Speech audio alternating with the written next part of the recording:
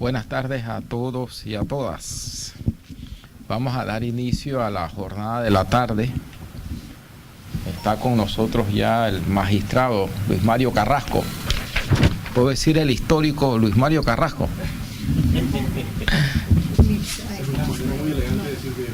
No. Magistrado, al igual que los que ya han estado acá, el Pacto de Estado por la Justicia le da 5 minutos para que usted nos haga una presentación de su trayectoria, y una vez finalizados los mismos, los miembros del pacto procederíamos a formularles la pregunta que bien tengamos. Dicho esto, tiene la palabra, magistrado. Gracias, señor procurador. Buenas tardes a todos. Es un placer estar aquí. Es un honor realmente estar participando de la toma de una decisión tan importante como lo es integrar o renovar la Corte Suprema de Justicia. Me parece que lo que estamos haciendo hoy, lo que se va a hacer, lo que se está haciendo en este pacto, en estas 2 semanas, y creo que 2 semanas más, porque entiendo que hay más pruebas por delante, es una prueba de participación ciudadana y de reafirmación democrática, ¿no? Estamos coadyuvando con el Ejecutivo a la luz del pública para la toma de una decisión muy importante. Me parece que este es un espacio que se ha ganado la comunidad, que aunque no es muy cómodo para los aspirantes de repente, no debe perderse. Yo creo que voy a presentarme brevemente para someterme pues a los interrogatorios que tenga a bien la mesa. Yo me llamo Luis Mario Carrasco, tengo 62 años, nací el 12 de agosto de 1955, hice toda mi escuela primaria y secundaria en el Colegio San Vicente de Paúl, aquí en Panamá. Graduado en el 72, al año siguiente ingresé a la Facultad de Derecho y Ciencias Políticas, aquí en la Universidad de Panamá. Creo que tuve la suerte de contar con una generación de profesores de primera línea. Cuento entre mis profesores a Narciso Garay, Camilo Pérez, Dulio Arroyo, Camacho, ciertamente, y una playa de profesores que marcaron esa generación. Gradué en el 79, casé en el 1980, tengo 2 hijas mayores de edad. Recién graduado, ingresé a trabajar en la Iglesia Católica como abogado. Posteriormente asumí otras obligaciones en lo que a la sección de administración se refiere. Trabajé aproximadamente 10 años con la Iglesia Católica y en 1990 fui distinguido con una posición de magistrado en el Tribunal Superior del Tercer Distrito Judicial en Chiriquí, Bocas del Toro. Ahí estuvimos casi cerca de 8 años. Luego fuimos transferidos al segundo Tribunal Superior acá en Panamá, donde laboramos hasta el año pasado, cuando fuimos nuevamente designados como magistrados en el Tribunal Superior de Apelaciones del Sistema Penal Acusatorio. En ese transcurrir de años, además de las designaciones en el órgano judicial, tuvimos oportunidad de estudiar un poco más allá de la licenciatura. Logramos una maestría en Ciencias de la Administración en razón del trabajo que ocupamos para la época en la Universidad de Notre Dame, en South Bend, Indiana. Y unos años después, 1988, si la memoria no me es infiel, obtuvimos una especialidad en Derecho Penal y Procesal de la Universidad de Costa Rica, en la Hermana República en San José. Últimamente, en los últimos 2 años, para mantener aquello de la actualización académica, también optamos y logramos una maestría online en ciencias, en Derecho Procesal, patrocinado por el Instituto Nacional de Estudios Judiciales de Nicaragua, que todos los que estamos en el medio conocemos. A lo largo de todo mi transitar por el órgano judicial, he manifestado particular interés en las iniciativas de reforma procesal, particularmente en el tema de la simplificación y la accesibilidad de la justicia a la comunidad. Por eso he tenido la oportunidad de participar en el desarrollo de algunas iniciativas legislativas sobre el tema de la reforma procesal específicamente, incluido por supuesto la elaboración del nuevo Código Procesal Penal, ya que formamos parte de un grupo de trabajo del órgano judicial y del Ministerio Público que se encargó de elaborar propuestas de codificación que luego fueron afortunadamente acogidas por el órgano judicial. En ese bregar por la reforma procesal también me correspondió el honor de ser el primer director de la oficina de implementación del sistema penal acusatorio del órgano judicial por allá por el año 2008, inclusive antes de que entrara en vigencia en ninguna provincia el sistema. Esa es mi historia personal, profesional, hasta la fecha. Creo que en este momento de mi carrera, culminando mi carrera, cuento con la experiencia, con el conocimiento para hacer aportes sustanciosos a las discusiones que se den en el Pleno de la Corte Suprema de Justicia. Siempre he pensado que el Pleno de la Corte Suprema de Justicia debe agrupar una mezcla de profesionales y expertos del derecho que incluyan a funcionarios del órgano judicial, que lleven a esas discusiones su experiencia y su aporte cuando se planteen los grandes temas de política judicial en el país. Con estas palabras y agradeciéndoles nuevamente a ustedes el sacrificio y el trabajo que están haciendo para llevar a cabo, tomar esta decisión tan importante, me someto pues al interrogatorio con las preguntas que bien tengan. Gracias, magistrado. En la mañana de hoy comenzábamos por allá, ahora vamos a darle la palabra para comenzar con el defensor del pueblo. Muchísimas gracias, señor coordinador, y muchísimas gracias a usted por presentarse en este acto que usted, con mucho tino a mi juicio, define, y lo entrecomillo, como de participación ciudadana y reafirmación democrática. Y celebro que usted celebre y reconozca la naturaleza de este proceso en el que estamos inmersos, ¿no? Dada la naturaleza de mi investidura, me voy a concentrar en preguntas vinculadas al área de derechos humanos, ¿no?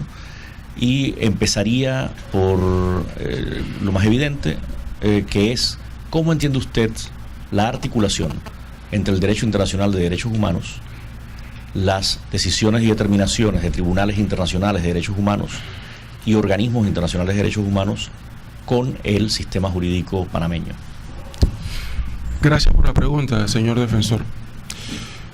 Yo creo que esa es una pregunta que, si me la hubiese formulado hace 10 años, le hubiera dado una respuesta distinta a la que le voy a dar ahora. Y si me lo hubiera formulado hace 20, también le hubiera dado una respuesta distinta. ¿A qué voy?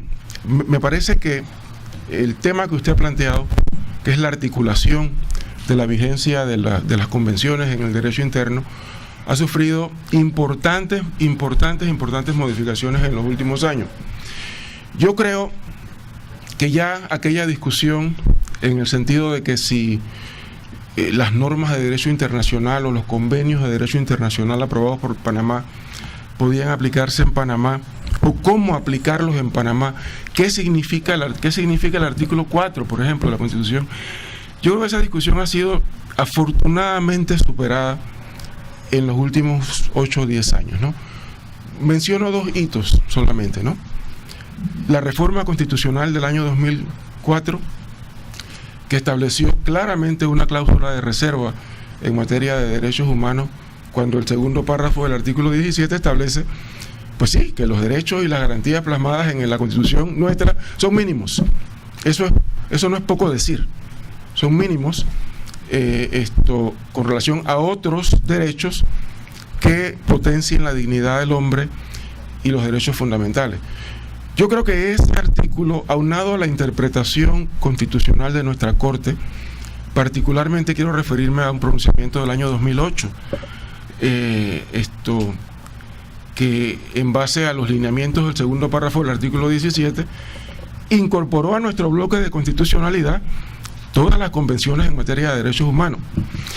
Yo creo que la mesa está servida para que nuestros jueces y nuestros operadores de justicia empiecen a hacer la fuerza a través del litigio para que las convenciones, los derechos que resulten, bueno, veamos, aquellas normas que resulten en un plus de protección por encima de las normas locales sean aplicadas de manera directa por nuestros operadores de justicia. Yo creo que el escenario ahora está en los tribunales,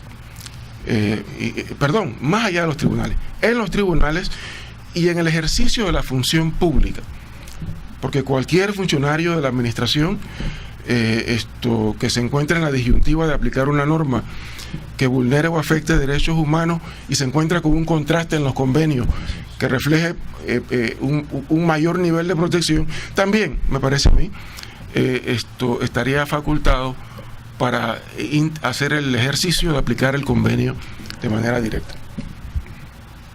Bueno, muchísimas gracias. En el mismo sentido y de ser escogido usted magistrado de la Corte Suprema de Justicia, ¿no?, de tener esa oportunidad privilegiada, ¿no?, realmente, ¿cómo podría contribuir esa Corte, ¿no?, a generar una justicia plural e incluyente? Bueno, voy a seguir un poco por un momento en el tema de los derechos humanos, ¿no? Como dije en mi respuesta anterior, me parece que la mesa está servida en términos jurídicos para un ejercicio de aplicación de convenios, si representan un plus en materia de derechos humanos, de manera directa. El inconveniente que yo veo es que todavía la difusión del potencial que supone la beta de convenciones internacionales que representan mayor protección al individuo no es conocido. A mí me parece que una tarea pendiente, una tarea que tenemos que enfrentar y de estar en la Corte Suprema de Justicia, claro que la acometería, sería la de difundir la enorme riqueza de los tratados y los instrumentos, no solo regionales, sino internacionales, de los que Panamá es parte y que contienen pues este reservorio de derechos fundamentales que tenemos que articular en el medio. Cómo no, muchas gracias. En ese mismo espíritu de hacer el ejercicio, ¿no?, de colocarse en el rol que usted quizás tenga la oportunidad de alcanzar, ¿qué rol cree usted que debe desempeñar esa Corte en la tutela, ahora particularizo algo, de los derechos económicos, sociales y culturales? Bueno, el órgano judicial resuelve conflictos que las partes plantean. Por definición, ese es el rol del órgano judicial. El órgano ejecutivo tiene demarcadas sus tareas al igual que el órgano legislativo. A mí me parece que cuando el conflicto se refiere a esa naturaleza de derechos, bueno, si el conflicto es cuantificable, verificable e indemnizable, por supuesto que el órgano judicial tiene un papel que ejercer frente al problema particularmente planteado. Pero aún de no ser así, a mí me parece que las decisiones del órgano judicial y particularmente del órgano de la Corte Suprema de Justicia deben servir para visibilizar situaciones, para poner un reflector sobre situaciones que deben ser acometidas y corregidas de repente por otros órganos del Estado. Por ejemplo, siempre pongo de ejemplo cuando hablamos de el papel de visibilizar de las sentencias judiciales, el famoso caso de Brown contra Board of Education de 1954, ¿no? ¿Qué hizo esa sentencia? Esa sentencia dijo, el régimen de educación segregado pero igualitario no responde a una concepción del hombre en una democracia moderna. Esa sentencia no terminó con los problemas de segregación. Todavía hay problemas de segregación, pero visibilizó el problema puso a la comunidad a hablar sobre el problema y motivó a los órganos encargados de enfrentar el problema a ensayar soluciones para enfrentarlo. Yo creo que hay un papel, nuestras sentencias deben en algunos casos jugar ese papel, ¿no? Plantear, poner un reflector sobre un problema social, si no es posible judicialmente resolverlo, para que aquellos órganos que tienen la responsabilidad de enfrentarlo, lo hagan. Muchas gracias. En el mismo sentido, ¿cree usted que la Corte puede desempeñar un rol en contra del denominado discurso del odio? Y de ser así, ¿cuál sería ese rol? Esa pregunta es particularmente pertinente por la especialidad que me ocupa a mí, que es el derecho penal.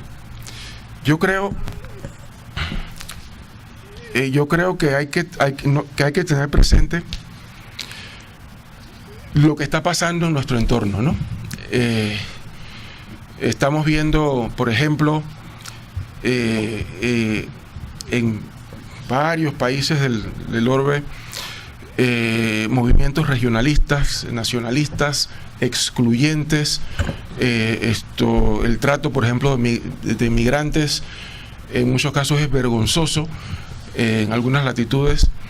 Me parece que, por supuesto, que los pronunciamientos judiciales enfrentados a ese tipo de problemas, me refiero nuevamente a migrantes, me refiero a personas en condiciones de vulnerabilidad, me refiero a situaciones de discriminación por razones más allá de las raciales.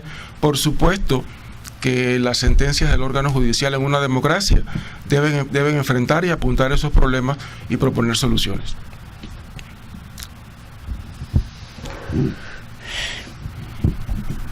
¿Cuál considera usted que son las principales fortalezas y debilidades de nuestra Constitución actual?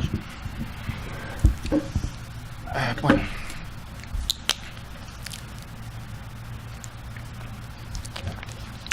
yo debo decir que yo me apunto en el discurso de las personas que ponderan la necesidad de introducir cambios a la Constitución, sino hacer una Constitución nueva, para enfrentar situaciones, por ejemplo, como esta, ¿no? La composición del órgano judicial, la relación del órgano legislativo en relación con puntos puntuales, como por ejemplo el presupuesto, la incorporación de mayores derechos económicos y sociales a la Constitución. Yo me apunto al discurso que plantea la necesidad de que se reforme la Constitución en su conjunto. Pero déjeme decirle que acepto el discurso y me hago parte de él, pero también con mucho pragmatismo señalo que el cambiar leyes, aun cuando sea la ley superior de la República, no es suficiente. Yo siento que en nuestra cultura, en nuestro medio local, somos muy buenos haciendo eso. Es más, en materia penal tenemos un código penal que tendrá ¿cuántos años? 10, tendrá 10 años y más de 25 reformas. A mí me parece que a veces con el discurso de cambiar la ley y hacer más rigurosa la pena, por ejemplo, o establecer un régimen nuevo, nos engañamos un poco. Hay que darle seguimiento a las cosas. Hay que enseñarme cómo llegar al resultado. Cada vez que, por ejemplo, nos enteramos que se aumenta la pena por determinado delito, pero se aumenta la pena, pero si se supiera lo dificultoso que es llegar a la etapa de fijar la pena en una investigación penal, todas las etapas que hay que transitar y que hay que mejorar en la implementación de nuestro sistema para poder llegar a la pena. Es decir, a donde quiero llegar es que, por supuesto, yo acepto y compro el discurso de que es necesario reformar la Constitución. Pero aún con una Constitución reformada, hay un problema de ejecución que es un poco ajeno a nuestra cultura y que tenemos que enfrentar, particularmente en materia de derecho, en temas judiciales. Muchas gracias. Gracias a usted, señor. Tiene la palabra el vicepresidente del Colegio Nacional de Abogados. Gracias, señor procurador. Magistrado Luis Mario Carrasco, un placer tenerlo aquí en la mesa. Tuve la oportunidad de leer su hoja de vida. Tiene 25 años de servicio en el órgano judicial. Yo creo que un poco más. En el 90 acá. Fue mesurado al momento de plasmarlo, pero eso lo hace usted una institución dentro del órgano judicial. Manera de decirlo. Y se lo digo, la experiencia cuesta sacrificio, trabajo, dedicación, es un cúmulo. Usted es un pilar dentro del órgano judicial. Definitivamente, como tal, debe haber detectado durante todo este periodo de tiempo una serie de, vamos a decir, falencias, y siguiendo con la misma línea de la pregunta anterior que diera el defensor del pueblo sobre cuál considera usted que son las fortalezas y debilidades de la Constitución, yo quisiera, pues, si nos podría de pronto ilustrar cuál considera usted son las fortalezas y debilidades del órgano judicial como poder del Estado. Buena pregunta. Bueno, yo estoy adentro del órgano judicial. He estado por más de 25 años dentro del órgano judicial.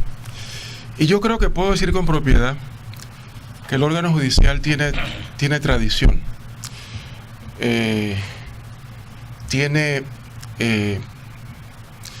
Adentro del órgano judicial funcionan cientos, para no decir miles de personas que bregan diariamente con mística, tratando de hacer lo mejor posible dentro de circunstancias a veces que no son las más fáciles. Por lo que yo diría que el recurso humano es una fortaleza, además de la tradición, el recurso humano es una fortaleza indiscutible dentro del órgano judicial. ¿Qué le falta al órgano judicial? Bueno, ¿por dónde comienzo? Yo creo que el diagnóstico de las debilidades del órgano judicial ya se ha hecho, ¿no? Yo no voy a aportar nada relativamente nuevo, pero voy a repetir lo que me parece a mí que serían tareas prioritarias para fortalecer el órgano judicial. En primer lugar, me parece a mí que es impostergable establecer finalmente un sistema para la designación del personal basado en mérito, ¿no? Estoy hablando de la carrera judicial. El único camino para establecer institucionalmente o para establecer las condiciones institucionales de una real independencia está por ahí, yo creo, en establecer un sistema de nombramiento de personal basado en la meritocracia, que quien llega por sus méritos y que no llegue con deudas, que no llegue con pasivos sociales ni políticos a la posición. Necesitamos una carrera judicial a corto plazo.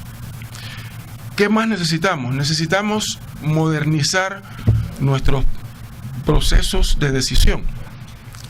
El órgano judicial está anclado desde hace muchos años con mecanismos de decisión procedimental en juicio arcaicos, ¿no? ¿Qué es lo que hace el órgano judicial? El órgano judicial resuelve problemas. ¿Cómo se resuelven los problemas? ¿Cómo se resuelven los problemas en la comunidad? Los problemas en la comunidad, ¿cómo se resuelven los problemas en la familia? ¿Cómo se resuelven? Se resuelven hablando, cara a cara, hablando, planteando las diferencias, llegando a consensos y marchando hacia adelante.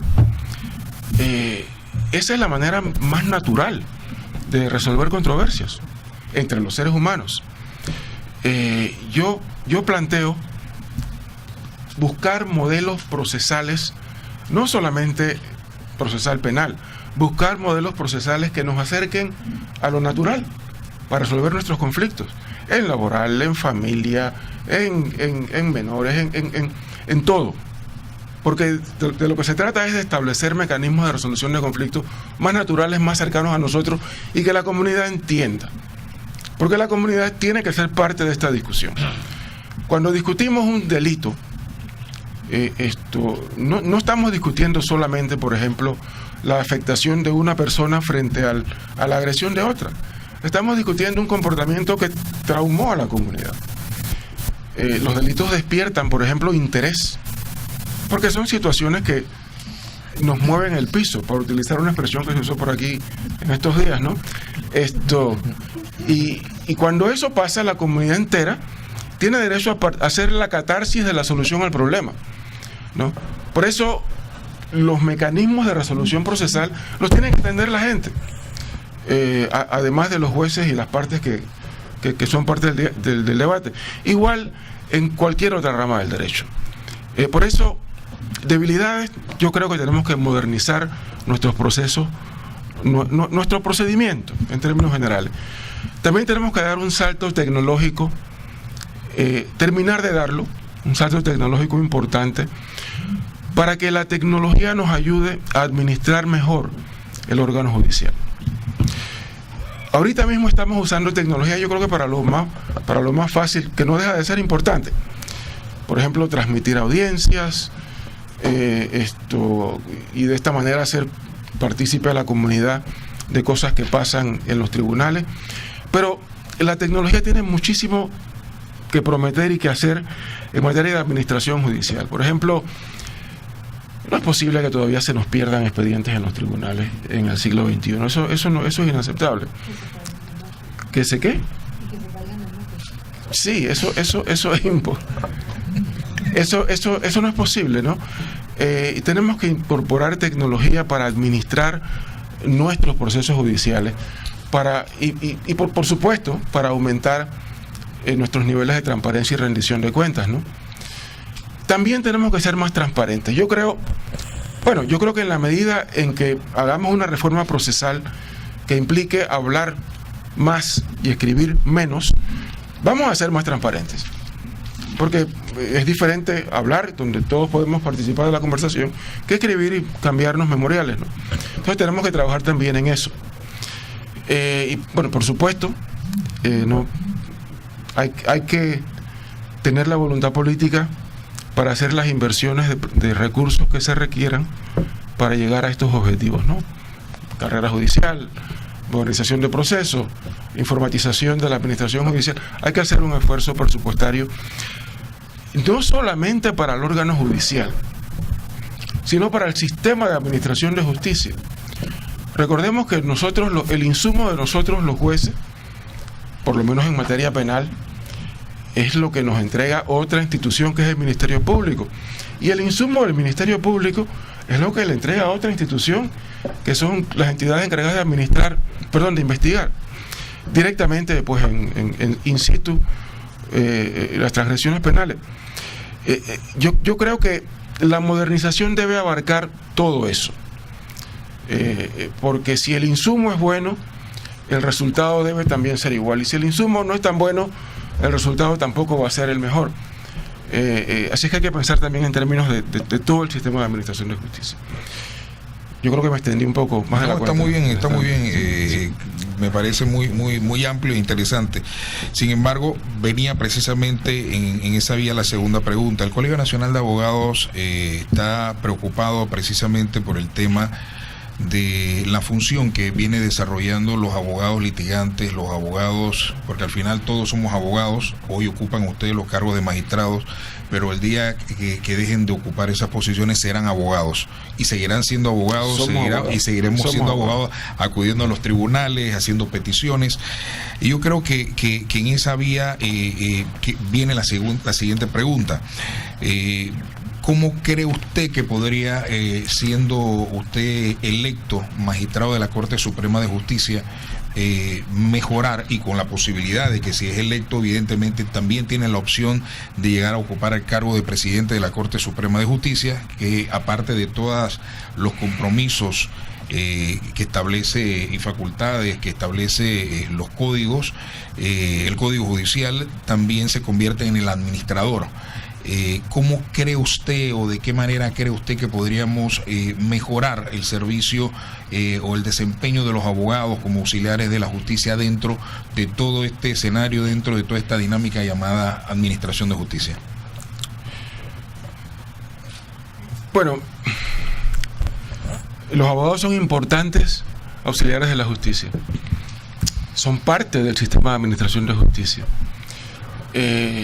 Es indispensable que el gremio de abogados participe en las decisiones estratégicas que tienen que ver con la prestación de este servicio, porque esto es un servicio público. La Administración de Justicia es un servicio público. Y como tal, yo creo que debe ser medido con los parámetros propios de cualquier servicio público. Eficacia, economía, Y los abogados litigantes son un componente importante para que ese servicio público sea eficaz y eficiente. Repito lo que dije, ustedes son un componente importante para que el servicio público sea eficaz y eficiente. Por ende, es importante oírlos a ustedes y es importante que ustedes nos oigan a nosotros también. Porque la eficiencia del sistema dependerá de que hagamos una sinergia efectiva y empecemos a enfrentar cosas concretas, ¿no? Como por ejemplo el letargo de los procesos. ¿Por qué se nos demoran tanto las causas, ¿no? ¿Cómo es posible que una decisión demore 10 años? ¿Cómo es posible que las causas, que muchas causas, un porcentaje alarmante de causas termine en no decisión? Por prescripción, por nulidad, por lo que sea. Esas son cosas que tenemos que hablar entre todos, buscando la mayor eficacia del servicio público de administrar de justicia, y por supuesto que hay un papel importantísimo para los abogados en esa tarea. Magistrado, la última pregunta que le quiero hacer, y esto tiene que ver con la respuesta que usted dio anteriormente. Para mejorar lo que es la administración de justicia, ¿considera usted que deberíamos, acompañado de un sistema de tecnología, de los recursos económicos necesarios, hablando de dinero, más allá del 2% del presupuesto general del Estado, cree usted que se debiera dar una migración a una oralidad en su totalidad? ¿Cree usted que esa sería alguna alternativa? Bueno, yo no tengo la calificación técnica para emitir un juicio que abarque todas las ramas de la administración de justicia. Yo repito lo que dije hace un momento. Me parece que hasta donde resulte factible, no desconozco las exigencias de cada rama, hasta donde resulte factible, debemos propugnar por hablar en vez de escribir, y por hablar en público en vez de escribir en privado. Ya cada rama en particular tendrá, pues, por ejemplo, en niñez o en familia, el estándar de publicidad no puede ser igual que en penal ordinario, por ejemplo, ¿no? Pero yo sí creo que es más humano que busquemos soluciones de resolver conflictos de esta manera menos artificiosa que lo que tradicionalmente hemos tenido. Muchas gracias, magistrado. El Colegio Nacional de Abogados no tiene más preguntas, señor procurador. Muy bien. Tiene la palabra la diputada Ana Matilde Gómez. Buenas tardes, magistrado. Me da mucho gusto poder compartir con usted esta oportunidad y verlo someterse voluntariamente a este escrutinio público, aunque usted lo hace con sus fallos desde hace muchísimos años. Pero yo no sé si usted sabe cómo le decían a usted hace muchos años. El Ministerio Público teníamos a veces hasta se hacía como una suerte de apuesta. Usted hace más de 15 años es reconocido como el magistrado garantista. No sé si los que están aquí en el Ministerio Público me van a dejar mentir. Y con eso se hacían muchas bromas. ¿Esto a qué viene a cuento? A que antes de que tuviéramos sistema penal acusatorio, usted ya era un hombre que había constitucionalizado el proceso penal. En las decisiones suyas siempre se podía ver la constitucionalización del proceso penal o de las normas penales, el sistema penal, que es algo que vino a traer por ley el sistema penal acusatorio. Mi pregunta a todo esto viene a 10 años tenemos de la implantación del sistema, la reforma integral del sistema, producto precisamente del Pacto de Estado por la Justicia, donde todos coincidimos en aquella mesa, en ese momento de la historia del país, que la justicia penal, aparte de, por supuesto, de la justicia administrativa, era la de mayor impacto en la sociedad, porque era donde más derechos humanos se violaban. Entonces, mi pregunta es, después de haber pasado 10 años y haber sido usted parte de ese proceso, ¿considera usted que el sistema penal acusatorio hoy está cumpliendo el cometido por el cual Panamá se sumó a esa lista de países que hacían en la transición al sistema penal acusatorio? ¿O hay algo que usted siente que la experiencia nos demuestra que tenemos que revisar ya hoy? ¿Qué cambiaríamos de ese sistema? Sobre todo en la aplicación en la Corte Suprema de Justicia. ¿Qué hay? ¿Qué podría usted aportar? Haber sido un gestor, haber participado en la creación de la norma, haber sido un garantista con visión antes de su tiempo, antes de que la norma se lo obligara. Hoy día, ¿qué cambiaría? Sí sabía que le decían así, ¿no? A mí me dijeron que era hipergarantista. Pero lo primero que debo decir, señora diputada, es que yo, a casi 10 años de la implementación, creo que no hay marcha atrás, ¿no? Yo creo que lo que estamos viviendo ahora mismo, que no es fácil y que está lleno de problemas, representa un salto cualitativo importante y nos aleja de una época a la que no debemos regresar. Es decir, yo estoy comprometido con el sistema procesal penal acusatorio a futuro, consciente de que hay un montón de cosas que hacer. El sistema penal acusatorio es como un niño de 11 años ahora, o 12, 13, que se está haciendo adolescente y todavía no camina bien, no piensa bien, pero va a crecer y se va a convertir en una persona, en un adulto productivo, mayor y productivo. Si yo pudiera, y más de una vez lo he pensado, si yo pudiera regresar para atrás, ¿no? ¿Cuántas cosas no cambiaríamos en ese código, diputada? ¿No? Esa es como la maldición del que hace una ley que no. ¿Cuántas cosas cambiaríamos? Me parece que hay que hacer una revisión. Se nos quedaron muchos vacíos prácticos. Hay muchas cosas en la práctica que nunca vimos. Se me ocurre, el ejemplo más evidente fue el investigado que se va del país, ¿no? ¿Y qué hace el sistema procesal penal con eso? Es que nosotros pensábamos en la buena fe de la gente no se va a ir, pero la gente se va. Sí. La gente se va, ¿no? Y hay que enfrentar cosas como esa. Usted mencionó el problema de la Corte y el acusatorio. Bueno, claro, hay un problema de este tamaño, bien grande, un elefante que se llama prueba idónea, que tenemos que encontrar una manera de articular una interpretación y una aplicación de este concepto más acordes con los principios de un sistema realmente acusatorio. No es posible que usted le exija a la parte una prueba perfecta como primer paso para iniciar una investigación. Eso pareciera que es obvio, ¿no? Que va a ser imperfecto. Así que sí hay cosas que corregir, pero yo estoy comprometido con este camino y creo que el país también, sin dejar de aceptar la necesidad de, como todas las cosas humanas, ir mejorándolas sobre la marcha. Gracias, magistrado. Hace como 15 años, un poquito más, leí una obra del entonces juez Baltasar Garzón, Un mundo sin miedo, que decía que el juez siempre vive en vilo, parafraseando un poco, ¿no?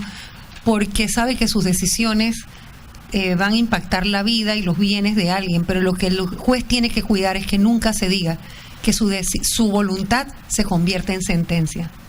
¿Cómo se maneja en un cuerpo colegiado la atrocidad cuando uno es consciente, no solo por dominar la técnica jurídica, sino por ser un correcto administrador de justicia, que en un cuerpo colegiado se viole la norma y no se haga justicia? Cuando se comete una injusticia a través de una sentencia, ¿cómo en un cuerpo colegiado, cómo se duerme con eso, más allá del salvamento de voto? Más allá del salvamento de voto, yo no puedo contestar algo como eso sin decir que, nuevamente, una de las urgencias del sistema judicial es la de encontrar una fórmula para seleccionar al personal que integra esos tribunales colegiados en base a méritos, ¿no? ¿Cómo se enfrenta un problema judicial, inicialmente con buena fe. Es decir, usted enfrenta la necesidad de resolver el conflicto y entra él como un juez de buena fe, no con la intención de cometer ninguna atrocidad ni de violar. Por lo menos ese es el esquema que debe prevalecer. Si eso no es así, hay dificultades en nuestro mecanismo de selección que hacen esas personas ahí, haciendo esas cosas.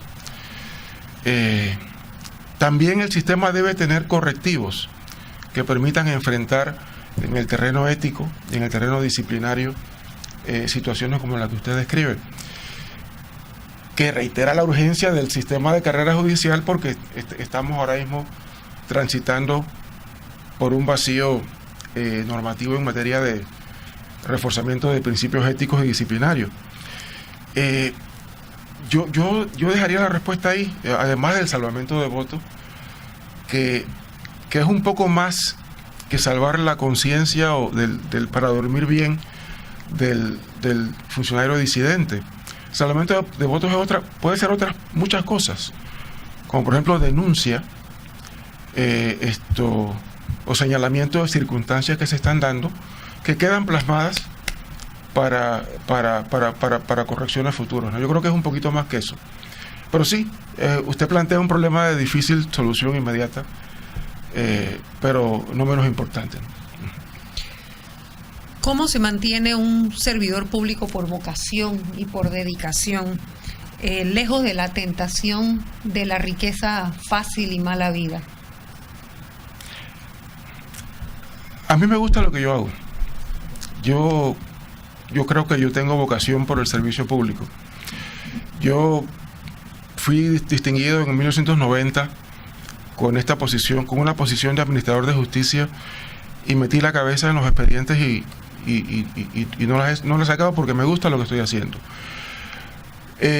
Por ahí yo creo que es la respuesta. El funcionario judicial o quien se dedica al servicio público en términos generales, lo tiene que hacer porque busca satisfacción en otra cosa que no sea satisfacción material, ¿no? Recursos. Yo creo que me merezco un estándar de vida decoroso por el trabajo que hago. Estoy consciente y no quiero enriquecerme con el trabajo que hago, no, para esto no estoy aquí, litigando estuviera. Pero la clave del asunto es que le guste a usted lo que hace. Si usted deriva placer de lo que hace, como todas las cosas, usted no necesita y tampoco va a recibir con buenos ojos ofertas impropias como la que usted plantea, ¿no? La clave está, yo creo, en estimular las vocaciones al servicio público en un sistema como el nuestro, en donde el valor, la monetarización y tener cosas es importante, ¿no? Ese es un problema que va más allá del órgano judicial, pero que tenemos que enfrentar también, porque hay que fomentar la vocación al servicio público. Sí, así también creo yo. ¿Cuál es el objeto del recurso de casación en el sistema penal acusatorio? Déjeme desconectarme de lo que estábamos hablando.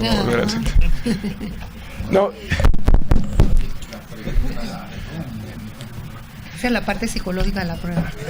¿Qué capacidad de adaptación tiene? Voy para allá. ¿Con qué velocidad te responde al cambio? Voy para allá. Realmente el objeto de la casación en el sistema penal acusatorio no se aleja mucho del objeto de la casación en el sistema viejo, si la respuesta es uniformar la jurisprudencia, hacer cumplir el derecho objetivo y reparar el agravio, que son los objetivos que se plantea. Pero cuando nos vamos a las causales de la casación en el acusatorio, nos damos cuenta que el parámetro de la casación es absolutamente diferente, mucho más ambicioso que en el de la casación del sistema viejo.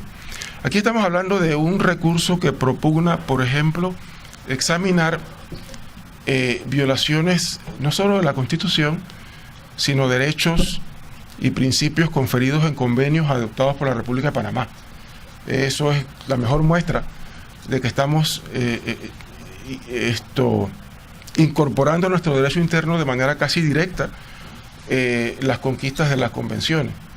Este es un recurso que busca remedios constitucionales, más que remedios legales. Igual, la segunda causal es parecida, violaciones al debido proceso, que es una garantía constitucional. Entonces, por supuesto que eso le abre los parámetros a la casación en el acusatorio de una manera mucho más interesante que en la mera legalidad. Cuando digo mera legalidad, te hago así, no sé por qué hago mera legalidad. Pero además de eso, esa casación en el sistema penal acusatorio y la anulación también en el sistema penal acusatorio es tan ambiciosa que permite no solamente la impugnación de sentencias, sino de actuaciones durante el desarrollo del proceso. Es decir, es posible que usted en casación cuestione cosas que pasaron antes de la emisión de la sentencia, que también amplía un poco el parámetro de protección. Es que la idea era que la casación sirviera como el foro para examinar constitucionalmente el desarrollo del proceso acusatorio.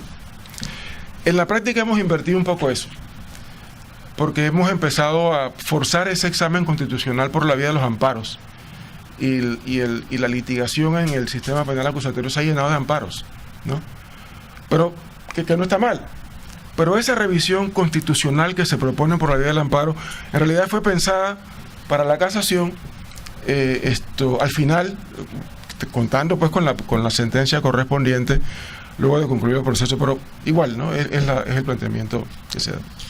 Y finalmente, magistrado, una característica, o si usted pudiera agregarle un requisito, mejor dicho, un requisito para ser magistrado de la Corte Suprema de Justicia, ¿cuál sería, usted pensaría, un requisito indispensable para llegar a la Corte? ¿Y qué valor le otorga a usted a que un miembro de carrera corone su trayectoria dentro del sistema en la Corte Suprema de Justicia? Yo creo que para estar en la Corte Suprema de Justicia hay que tener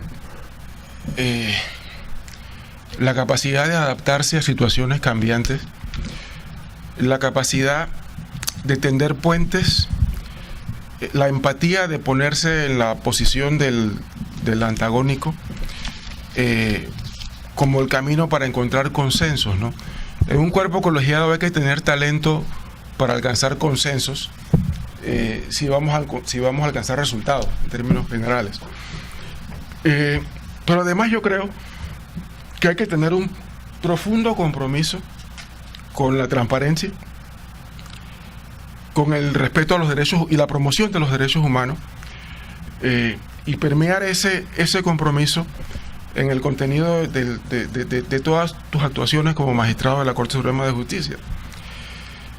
Y con relación al último punto, yo celebro, fíjese, yo celebro con mucha sinceridad la composición de los aspirantes para cargos en la Corte este año. Me parece que la gran cantidad de funcionarios judiciales que se han incorporado son un testamento a la concienciación de que se ha hecho, de que es importante que en la Corte personas que han transitado por el sistema y que tienen experiencia en las esferas inferiores integren el cúmulo de opiniones que toman decisiones estratégicas en la Corte. Entonces yo creo que eso es importante. Me parece que es un avance, ojalá para los futuros procesos de selección se le siga haciendo, no voy a decir justicia porque hay también personas muy capacitadas y muy competentes fuera del órgano judicial, pero se siga tomando en consideración a la población de funcionarios judiciales con experiencia para integrar la Corte Suprema de Justicia. Experiencia y ética en su trayectoria, ¿no? Eso Claro. sería fundamental. Gracias, magistrado. Gracias. Diputada, tiene la palabra el padre Eric. La verdad es que se me hace un poco difícil hacerle preguntas. Voy a hacer una solamente. Gracias. Y es que según lo que yo he colegido de lo que usted nos ha expuesto, el diálogo y la buena comunicación ¿usted los considera primordiales para realizar un buen trabajo en equipo? Si no me equivoco, es lo que yo he... Así es, padre. ¿Qué mensaje ético-moral nos puede brindar, señor magistrado, para entender mejor por qué es usted un punto de luz dentro de esa deteriorada imagen que tiene nuestra Corte Suprema de Justicia?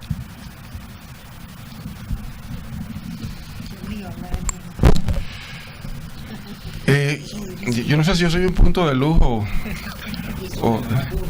Sí. Yo no sé si yo soy un punto de nada, pero yo creo que entiendo. Usted me está preguntando cuál sería mi aporte al debate en la Corte Suprema de Justicia. Bueno, yo creo que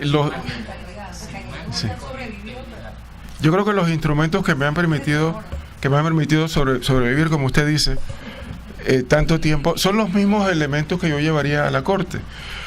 Usted debe ser consciente de que está prestando un servicio social y público. Usted se debe a la comunidad. Su trabajo es, de alguna manera, solucionar conflictos sociales, que no es poca cosa. Usted está tocando la vida de la gente con sus decisiones.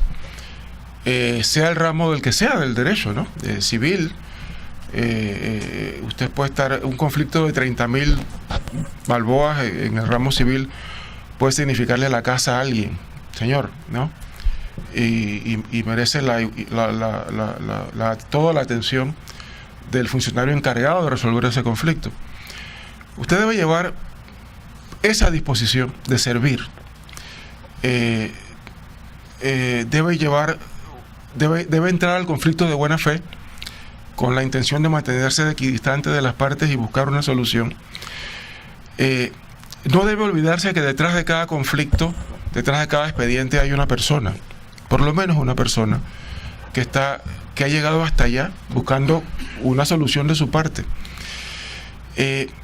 No perder de vista eso, que nosotros estamos trabajando para la gente, que nosotros no tenemos por qué desviar ese llamado vocacional, distraídos por conflictos políticos o mediáticos o lo que sea, y la disposición de explicar lo que uno hace.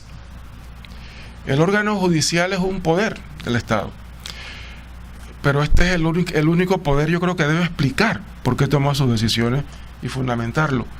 Nosotros nos debemos a la gente, tenemos que explicarle a la gente respetuosamente por qué llegamos a las conclusiones a las que llegamos.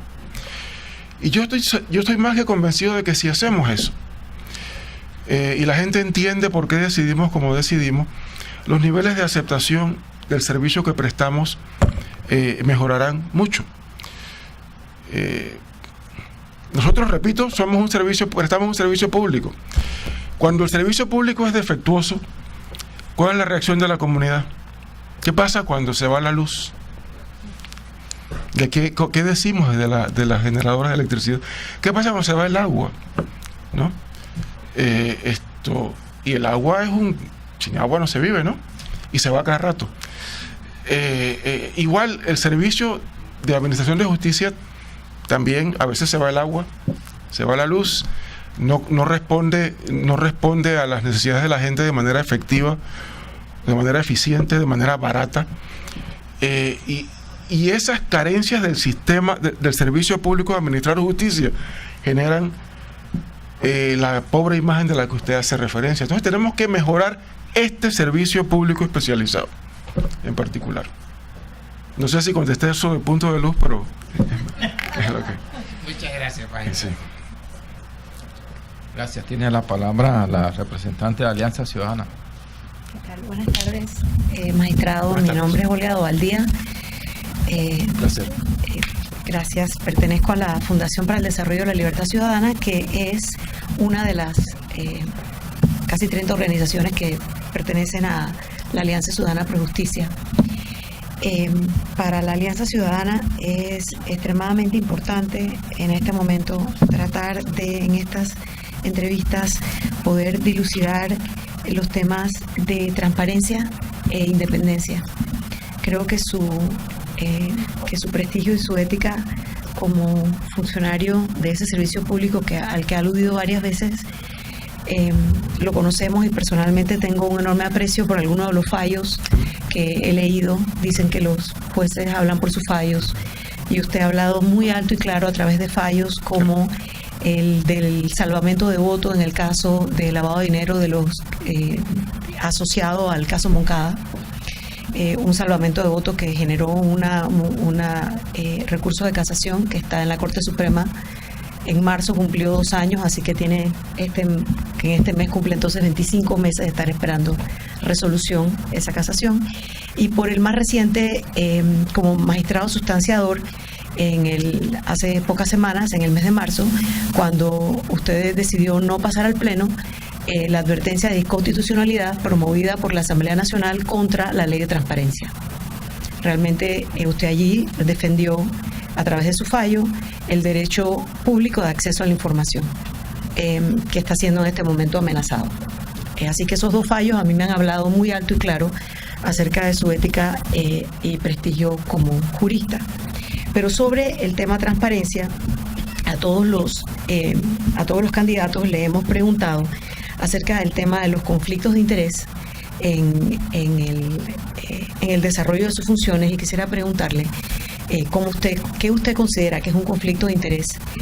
¿Cómo ha manejado, si se le ha presentado algún conflicto de interés?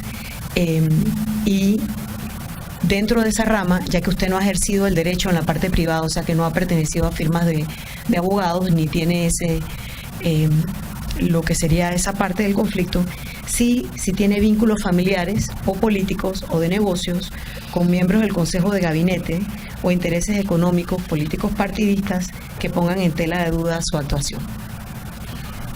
Bueno, pues un conflicto de interés cuando el juzgador está incapacitado de ser imparcial. Un conflicto de interés se genera cuando se presenta cualquier circunstancia que comprometa la posibilidad, yo hablaba de buena fe, de entrar de buena fe a resolver un conflicto, que comprometa la posibilidad de actuar de buena fe y de manera equidistante frente a las pretensiones de las partes en el conflicto, de la naturaleza de la que sea. La solución al conflicto de interés es evidentemente separarse de la decisión, por Dios, eso hay que hacerlo. Ese es un tema bien importante, y qué bueno que lo trajo usted a colación, porque me mete en el tema de los impedimentos judiciales y las recusaciones judiciales, ¿no? Yo les decía al comienzo que estaba particularmente interesado en reformas legales que permitirían agilizar procesos, acercarnos rápidamente a la toma de decisiones. Y en este tema de impedimentos y recusaciones, en muchos casos se ha convertido en un obstáculo para la pronta resolución de conflictos, ¿no? Creo que entre las cosas que debemos meditar un poco en una segunda lectura del proceso penal acusatorio es un poco el tema de respetando la importancia de lo que es el conflicto de interés y la necesidad de quien mantenga un conflicto se separe de la decisión, articular mecanismos para que estas separaciones no se conviertan también en focos de parálisis para la decisión de la causa de la que se trate, ¿no? Con relación al segundo punto, sí, yo he litigado muy poco. Parientes, me preguntaba si tenía parientes. Nosotros mis padres están fallecidos ya. Mi esposa está jubilada y hizo su carrera en seguros. Yo tengo 4 hermanos vivos, 2 viven en el extranjero, 1 trabaja en la ACP y mi hermana trabaja desde hace muchos años en una representación diplomática acreditada en Panamá, así que no tengo ninguna vinculación a esos niveles en ningún estamento del gobierno. Gracias. Quería preguntarle también frente a a temas sobre procesos dentro del órgano judicial, pues ya sabemos, y lo ha mencionado usted, y también es algo pues que tenemos con el tema de la carrera judicial, donde no hay unos mecanismos internos de integridad y ética a donde acude el juez que se ve en circunstancias, o donde acude el usuario del servicio público cuando encuentra a un juez en estas circunstancias. Si usted ha tenido procesos éticos disciplinarios, denuncias a lo largo de su carrera, ¿cuál es el estatus de las mismas? ¿Cómo han sido manejadas? O si nos puede hablar sobre eso. Yo tengo que preguntarlo. No, es que me da vergüenza por lo que lo han contado. Okay. No, yo no voy a dar muchos detalles de cuál fue tu papel en ese sórdido episodio. No, sí, claro, yo he sido demandado, bueno, más bien denunciado. Tengo 28 años, creo, de servicios en el órgano judicial. He sido querellado, denunciado. Incluso entiendo que en la Asamblea de Diputados he tenido causas también. Creo que no hay ya credenciales, pero han habido esto contra mi persona como integrante del cuerpo. El denominador común de todas las causas que he tenido que enfrentar tiene que ver con mis decisiones judiciales. Es decir, a alguien no le gustó una decisión judicial y encontró por la vía de la denuncia penal un remedio, será, para su disconformidad con mi decisión. Eso me lleva nuevamente al tema de los impedimentos y recusaciones, porque una práctica de foro también que tenemos que enfrentar es esa. Abusando del sistema judicial, hay una enorme cantidad de denuncias y querellas baladíes que entran al torrente del sistema solamente para fundamentar un impedimento o una recusación. Esa es una de las realidades que tenemos que ir depurando, ¿no? Y yo creo que en esa línea es que se han dado las denuncias que he tenido yo que he recibido yo a lo largo de mi carrera. Rigoberto tuvo que ver con... Tengo dos preguntitas más. Una en la naturaleza de... No hay problema, lo quiero oír. Lo que pasa es que no quiero estar... Quiero oír quiero escuchar quiero escuchar el conocimiento interno de... Es que lo que pasa es que el magistrado me hizo recordar, porque la verdad es que a mí se me había olvidado, que estando nosotros en la Procuraduría, una persona que no recuerdo quién era un abogado, le presentó una querella penal a él y a 2 magistrados más del segundo Tribunal Superior. Y la Procuraduría no la admitió, no había elementos para admitirla, pero incidentaron y una magistrada en la Corte sí la admitió. Y entonces nosotros nos dijo que teníamos que admitirla, y al admitirla teníamos que ir a notificar, y a quien mandaron ella a notificar me mandaron a mí, y yo cuando fui a notificarlo a él, sí, iba con una vergüenza, yo llegué así, discúlpeme. Usted disculpe que tenga que venir a esto, pero... Tener la certeza que nadie quería. Casi pidiendo perdón. No había nadie en el Ministerio Público, desde la Procuradora, en ese caso mi persona, hasta nadie se sentía siquiera en capacidad ni en voluntad de ir a desplegar semejante acto.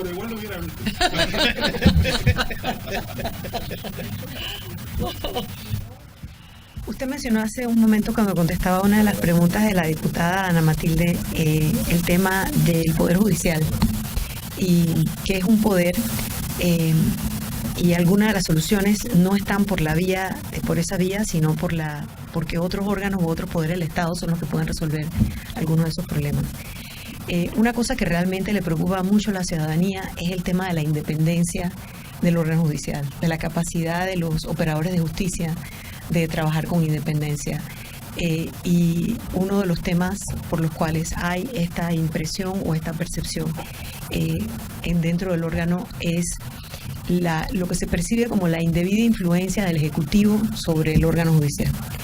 ¿Qué cree usted o cómo considera usted que puede prevenirse eso en un operador de justicia? qué son las cosas que los mecanismos que ya existen para garantizar la independencia, cuáles faltan dentro del órgano judicial para que realmente pudiera tener esa independencia. Pero lo que falta es un funcionario judicial de carrera. Es un funcionario judicial de carrera que no esté sometido a los vaivenes de un proceso disciplinario informal o a la realidad o a las amarguras de la interinidad. Eso falta. Eso es básico. Pero usted toca un tema que es muy propio de nuestro medio y es no solamente por parte del Ejecutivo, sino por parte de muchas fuentes, y es el tema de la tentación de influenciar al juzgador en causas pendientes de decidir. Por supuesto que conozco la famosa pregunta de si el presidente de la República te llama, ¿qué vas a hacer? ¿No? Pero no es el único problema. Usted, si es juez, eventualmente se va a encontrar en un supermercado con alguien que le va a pedir algo, o saliendo de misa se va a encontrar con alguien que le va a pedir algo, o en una actividad social se va a encontrar con alguien que le va a pedir algo. Bueno, ¿qué hace una persona? Uno no quiere ser grosero, uno trata de catear la situación de la manera más elegante posible. Pero el punto no es que uno lo llamen o que se le acerquen. El punto es qué es lo que uno cree que está haciendo como juez. Y si ese tipo de comunicaciones influyen en su decisión o la corrompen. A mí me parece que un gran componente para enfrentar eso, licenciada, es que el juez se empodere de lo que hace, que crea en la camiseta que tiene puesta, que crea en el equipo en el que forma parte y que entienda que su mejor defensa es explicar bien lo que decide. Independientemente de quién le pide el favor, su mejor defensa es explicar bien lo que decide, y no solamente para que el abogado lo lea y lo entienda, sino para que el profesor o el maestro o el electricista la lea y la entienda y diga, bueno, sí, esto es razonable, yo no puedo, a lo mejor no estoy de acuerdo, pero es razonable. Yo creo a mí personalmente ha sido el camino que me ha servido para enfrentar todo ese cúmulo de esfuerzos por llamarme o de encontrar un camino de juega vivo para hablar conmigo. Pues sí, llegan a veces, pero uno decide porque cree en lo que está haciendo y explica lo que tiene que decidir para que la gente entienda por qué uno decide como decide. Muchísimas gracias, magistrado. Gracias a usted. Tiene la palabra Julio Domínguez, de la Procuraduría General. Así, muy buenas tardes, magistrado. Yo le tenía 3 preguntas. Después de la intervención de la diputada Ana Matilde Gómez, solo me quedan 2. Así es que vamos a hacerla muy brevemente y tienen que ver más con temas de opinión en cuanto al derecho procesal penal y una que transita un poco por la parte constitucional. La primera de ellas es que en materia de revisión penal, en el sistema penal acusatorio, se introdujo una nueva causal, el numeral 4, que de alguna manera redefine lo que históricamente venía siendo ese tipo de recursos, de medio de impugnación, es decir, que lo reestructura porque permite el análisis por una cuestión de omisión probatoria, que provocaría incluso, o podría provocar, que la misma sala penal le toque revisar en un recurso de revisión penal una decisión que ellos tomaron en la que al dictar una sentencia de casación, en la que no tuvieron necesariamente que entrar a debatir o valorar aspectos de naturaleza probatoria. ¿Qué opinión tiene usted con relación a esta causal nueva que de esa manera desestructura lo que era el recurso anteriormente? Yo estoy de acuerdo con usted cuando plantea que desestructura lo que tradicionalmente ha sido el recurso de revisión. Pero no debo dejar de decir que me parece que también es un plus en la protección de los derechos del particular. Usted se refiere a la posibilidad de que se examine por revisión si se incurrió un error de hecho en la existencia de la prueba, ¿no? En la ignorancia de prueba. Yo creo que eso es nuevo, cambia un poco el porqué de la revisión, pero representa también un plus en cuanto a la protección de los intereses del usuario. Y por ahí no lo veo mal. Reconozco que podría darse la situación que usted nos está planteando, que la sala de la Corte por vía de revisión se encuentre frente a una sentencia de la Corte en casación que se refiere al tema, y cuando lleguemos a ese puente vamos a tener que ver cómo lo cruzamos, ¿no? Pero me parece que esto es un plus de protección de derechos y creo que no es malo. Creo que no es malo. Otra cosa, magistrado, el año pasado, al resolver una acción de habeas corpus, el Pleno de la Corte Suprema de Justicia fijó como fecha límite para que las causas de hechos que se hubiesen dado incluso bajo la vigencia del sistema mixto tuviese que ser tramitado a través del proceso del sistema penal acusatorio. Para muchos juristas esto contraviene el artículo 553 del Código Procesal Penal, que puntualmente establece lo siguiente: aplicación temporal de la ley procesal. Las disposiciones de este código solo se aplicarán a hechos cometidos desde su entrada en vigencia. Sin embargo, le reitero, pues, el Pleno de la Corte indicó en ese fallo que a partir del 1 de enero todas las causas que ingresaran al torrente del Ministerio Público debían ser tramitadas o investigadas bajo las reglas del sistema penal acusatorio. Otros consideran que, siendo una norma tan clara, esa acción o esa decisión del Pleno de la Corte pudiese violar también el artículo 9 del Código Civil, que en materia de interpretación establece que cuando la ley es clara debe simplemente aplicarse en el contexto que lo tiene. Yo quisiera que usted nos diera su opinión en cuanto a la forma, es decir, la manera en que se dictó ese fallo a través de esa acción de habeas corpus, y en cuanto a la forma, es decir, la necesidad de que esto se hiciera, señor magistrado. Hay un artículo en ese Código Procesal Penal que también establece que a partir de la vigencia del Código Procesal Penal se derogan las normas del libro tercero del libro tercero del Código Judicial. Mi entendimiento de ese fallo es que se le quiso dar real vigencia a esa norma. Caramba, este código dice que estamos derogando a partir de su vigencia las normas del libro tercero del Código Judicial. ¿Qué significa eso? Que no se aplican. Esta decisión, además de jurídica, me pone de manifiesto un acto de administración judicial muy claro.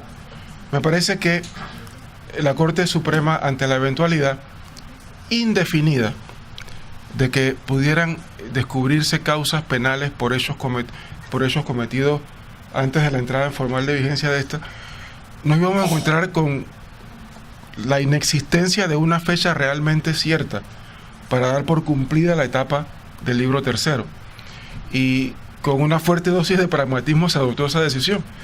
Si de verdad esta norma dice que están derogadas las normas del Código Penal a partir de la vigencia del Código, bueno, vamos a darle continuidad a esto, vamos a hacer esto realmente operativo, y me parece que eso estuvo detrás de la decisión de establecer un corte, ¿no? Una última pregunta, magistrado. ¿Qué opinión le merece a usted el presupuesto jurisprudencial que se le ha incluido a los amparos de garantías constitucionales relacionados con la inminencia del daño o peligro, fijando un término de 3 meses luego del acto para poder ser atacado? Otro ejercicio de pragmatismo judicial, ¿no? Si se habla de daño inminente que requiere una urgente reparación, y el código no va más allá, yo creo que un acto de interpretación integradora, la Corte ha tomado esta decisión, que desde el punto de vista práctico ha servido para delimitar claramente el ámbito de aplicación del amparo como remedio. Y me parece que a estas alturas de la decisión, que ya tiene algunos años, se ha difundido en la comunidad, el conocimiento de este límite se ha hecho tan generalizado que a estas alturas no me parece que represente una amenaza para la efectiva tutela de los derechos constitucionales que se pretenden por esa vía. Okay. Muchas gracias, magistrado. No tengo más preguntas del coordinador. Ahora que me acuerdo bien de la anécdota, magistrado, y nosotros buenos alumnos suyos, como era una querella, nosotros el análisis que habíamos hecho, digo cuando nosotros, que era todo un equipo, considerábamos que la querella no debía admitirse por simplemente cuestiones de formalidad, porque decíamos, oye, es que cuando tú admites una querella, tú conviertes al querellado en un imputado. Tiene que haber un análisis todavía mayor, porque de lo contrario admite toda la querella por simple formalidad y conviertes a partir de ahí todo el problema que viene. Y ese análisis lo hicimos, llegábamos a la conclusión que ahí había que haberlo, tenía que analizarse un poco más, y por esa razón se consideró que no había que admitir la querella. Y en efecto, así lo decidimos, o se decidió, y el abogado incidenta esa decisión y la misma corte fue la que dijo. Y recuerdo que cuando nos encontramos con ese problema, la procuradora nos dice, oye, ellos no se merecen citarlos a que vengan acá. Nosotros vamos a tener una deferencia con esos magistrados y vamos a ir allá. Y todo el mundo me miró a mí. Y desde luego entonces por eso fue por lo que me correspondió a mí ir a... Yo me imagino, pero a mí nunca me indagaron, ¿no? Así no, que eso terminó con un sí, porque eso, la verdad, objetivo. Es que el análisis de la Corte fue eso, es que dice, la querella es un simple acto formal y luego entonces hay que admitirle, y nosotros nos quedamos. No es así. Sí. Pero bueno, ahora que recordaba todo el... Sí, y la verdad es que parte de las preguntas que iba a hacer, aquí lo tenía, ¿qué aportaría Luis Mario Carrasco como magistrado de la Corte ya en propiedad? Y esa pregunta se derivó de la que se adelantó acá el padre Eric, por algo es González, como yo. Me adelantó la pregunta. Pero en todo caso, yo voy a hacer dos bien concretas, ¿sí? En alguno de los que ya participaron aquí, creo que fue la del lunes, la licenciada Waleska, ella llegó a plantear, y no recuerdo si también el magistrado Camargo, que eran de la concepción que las audiencias del Pleno, por ejemplo en materia de amparo, desde luego habeas corpus, pero también algunos temas del control de constitución debieran ser públicas, ¿sí? Donde los magistrados escucharan a las partes y ahí se resolviera. ¿Qué opinión tiene el magistrado Luis Mario Carrasco frente a esa posibilidad?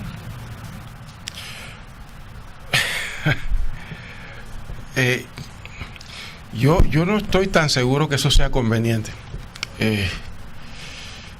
Repito, yo creo que tenemos que mejorar los niveles de transparencia y rendición de cuentas a todos los niveles, incluida la Corte. Pero yo no sé si televisando estos debates, y yo he estado en esos debates, por eso lo digo, se logre un resultado positivo, o que lo positivo esto pese más que lo negativo. Hay una afirmación científica que yo comparto, que la observación del fenómeno lo cambia. Yo no sé que una cámara de televisión en el salón del Pleno, el efecto que pueda tener, si de repente quedamos con bancadas y con periodos de incidencias yo no estoy muy seguro que sea la mejor salida. Repito, creo que tenemos que mejorar los niveles de transparencia, pero creo que también por la clase de decisiones que se toman ahí y por la clase de temas que se tratan, en muchos casos, si no en todos, resultará conveniente respetar un ambiente de intimidad para el trabajo. Si televisamos esos eventos, lo que va a suceder es que las decisiones importantes se van a tomar fuera de las cámaras, ¿no? En otros foros, y se van a llevar allá. Yo no me matriculo en esa línea de pensamiento todavía, ¿no? ¿Qué papel juegan los valores éticos en un magistrado, en un juez, cuando tiene que tomar soluciones en casos extremadamente polémicos o que tengan cierta repercusión las decisiones en la opinión pública? ¿Qué papel juegan en esos momentos esos valores éticos en un juez o magistrado? Yo creo que no solamente para los temas polémicos y cuestionados en la opinión pública. Yo creo que los valores éticos y morales deben ser el centro de gravedad de todo funcionario, y particularmente del funcionario judicial. Usted debe orientar su comportamiento con sobre la base de un núcleo duro de convicciones personales que orienten tu trabajo y tu vida en familiar también, y tu vida en sociedad. Y ese núcleo duro de valores debe obligar al funcionario judicial a sobreponerse a los avatares o a las amenazas que suponga, por ejemplo, la exposición mediática o, por ejemplo, la crítica al momento de tomar la decisión, sin perder de vista que estamos resolviéndole problemas a la gente, no problemas del juez. Porque también es peligroso, por ejemplo, que el juez sucumba a la tentación de resolver para que lo aplaudan, ¿no? Eso es peligrosísimo. A veces el juez tiene que someterse a que no lo aplaudan o a que lo critiquen, en el entendimiento de que la misión de él trasciende, va más allá de las críticas temporales que pueda recibir o los aplausos que pueda recibir. Muy bien. Una última reflexión. Hace un momento, cuando me refería al magistrado, le dije el histórico. Voy a explicar por qué. Y lo decía acá también la diputada. Yo conocí al magistrado Luis Mario Carrasco antes, por sus fallos, antes que conocerlo personalmente. Y recuerdo que sí, yo trabajé por más de 10 años en la Secretaría de Asuntos Legales, que era la que elaboraba los proyectos, las vistas, los proyectos de vistas de casación y todo esto. Y nos peleábamos cuando venían los de Chiriquí, veíamos que el ponente era el magistrado Luis Mario Carrasco, porque teníamos que aprender, por lo que decía la diputada, se adelantó 20 años a todo el problema del sistema penal acusatorio, todo lo que eran las garantías, cómo se aplicaban, cómo se analizaban. Así que en cierta forma nos educó de manera que hoy día, cuando lo dije así, era por eso. Gracias por eso. Y eso lo veo desde el punto de vista del respeto, ¿no? Porque yo lo que he estado escuchando acá de parte de los que están del sistema y que creen en esta posibilidad, y a través de esta apertura que se da, habla muy bien, ¿sí? Habla muy bien de todo lo que se ha hecho en el órgano judicial, y que, bueno, llega el momento en participar y que por lo menos se escucha la voz de los que están en el sistema. Así que en eso también uno tiene que reconocerlo. Gracias por eso. ¿Cómo no? No sé si hay alguna otra pregunta, comentario. Yo creo que la que vino del público sí, queda respondida, porque el magistrado ha elaborado la respuesta a partir del eje central de todas sus respuestas, que radica más bien en la columna vertebral suya desde el punto de vista ético, que no solamente es su conocimiento técnico, pero nada más para que el que la escribió, el que la mandó, que conste, era sobre la presión de los presidentes a la Corte Suprema.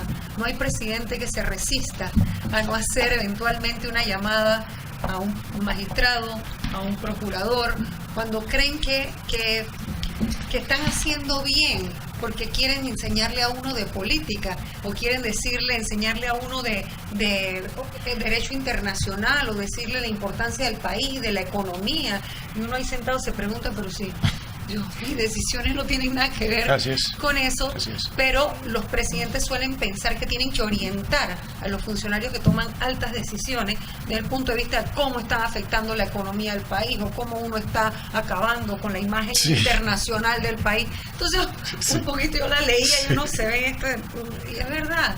O sea, aquí decía, ¿no? Si usted ha recibido ese tipo de llamadas y esas presiones existen en la Corte Suprema, si usted quisiera sobre eso satisfacer un poquito la curiosidad pública de que estas cosas claro que ocurren y uno tiene que saber manejarlas para no dejarse. Usted algo de eso adelantó, Sí, ¿no? no, a mí afortunadamente nadie me ha llamado para esos fines, pero sí he tenido encuentros de carretilla con carretilla en el supermercado.